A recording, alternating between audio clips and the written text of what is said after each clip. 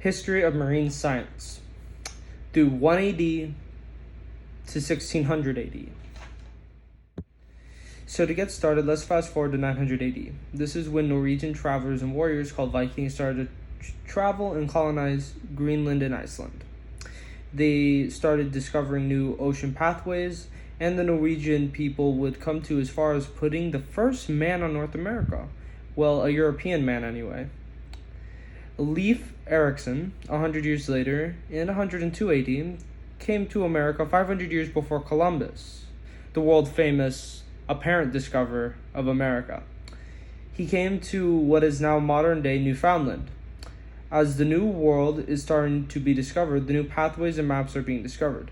As Europeans are finding a new liking for discovery, they discover a lost map called Ptolemy's map, and it charts out much of Europe's waters in relation to the rest of the world.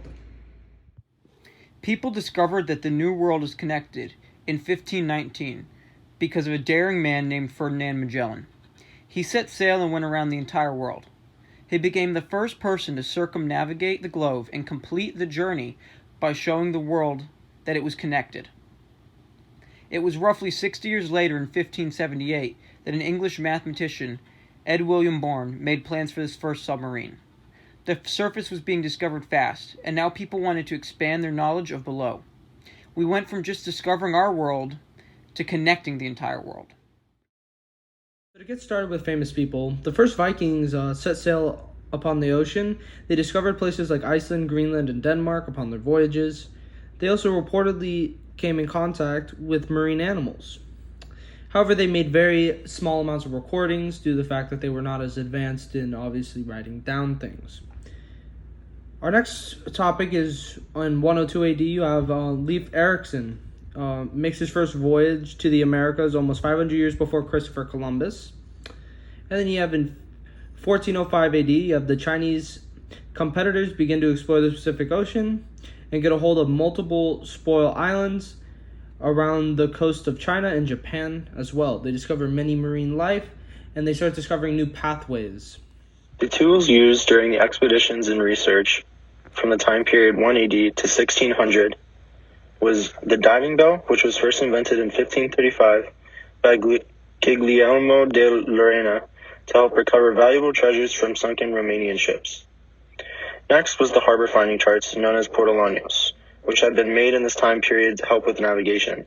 These charts included a distance scale and hazards and did not provide longitude and latitude. Next, we have the first magnetic compass, which was made in China to help with researchers and explorers to track direction and navigate.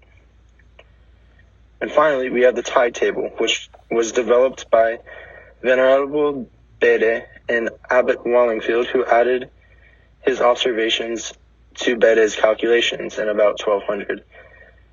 These tables documented times of when tides were high. As well as tools, technology was also used during the years of 1 AD to year 1600. First, there was the design of the first submarine. Although not developed yet, the plans of it were in full effect. Next, we have the magnetic compass, which was designed by the Chinese and used by explorers to track direction and navigate through the seas. Next, we have Naval Observatory, which was established to teach cartography, astronomy, and navigation by the Prince Henry, the Navigator of Portugal. And lastly, we have the diving bell, which was created to help recover valuable treasures from sunken Romanian ships. Some facts about marine exploration are, in 1405, the Chinese began sending out fleets of ships to explore and influence those beyond their land. John Cabot in 1497 set sail to North America, thinking he was making it to Asia. However, he landed on the east coast of North America. He went out to sea again in 1498, but it's unknown whether he made it or not. In 1519, Ferdinand Magellan led a fleet of ships to go around the world, but he himself didn't make it the whole way because he was injured by an arrow from natives on an island. The earliest known plans for a fully functioning submarine were drawn up by a man named William Bourne, but they weren't actually invented till many years later, in the 17th century.